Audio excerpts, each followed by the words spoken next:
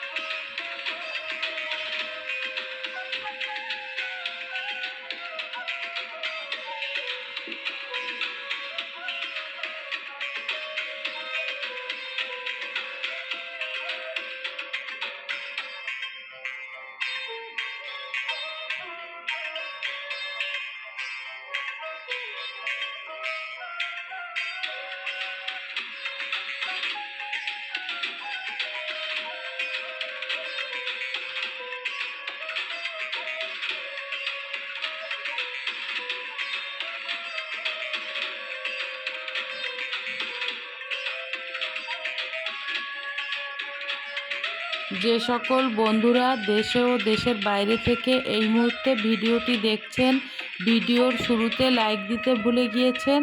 Video দেখার মাঝখানে লাইকটি দিয়ে ভিডিওটি দেখতে থাকুন।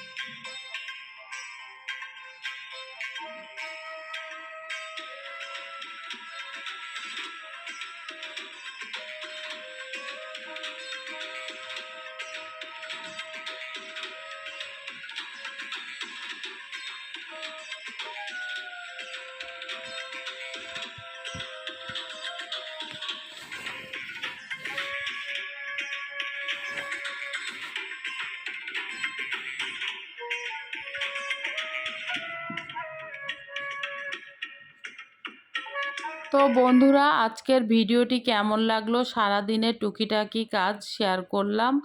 আর হ্যাঁ, এতক্ষণে বুঝে গেছেন আমার কণ্ঠ শুনে আমার শরীরটা আসলেই খুব একটা ভালো নেই। তবে সবাই আমার জন্য দোয়া করবেন। আর যারা এখনও পর্যন্ত চ্যানেলটি সাবস্ক্রাইব করেননি, চ্যানেলটি সাবস্ক্রাইব করে দিন। আমার বন্ধু হয়ে পাশেই থাকুন। Thanks for watching this video Limas journey. আল্লাহ হাফেজ।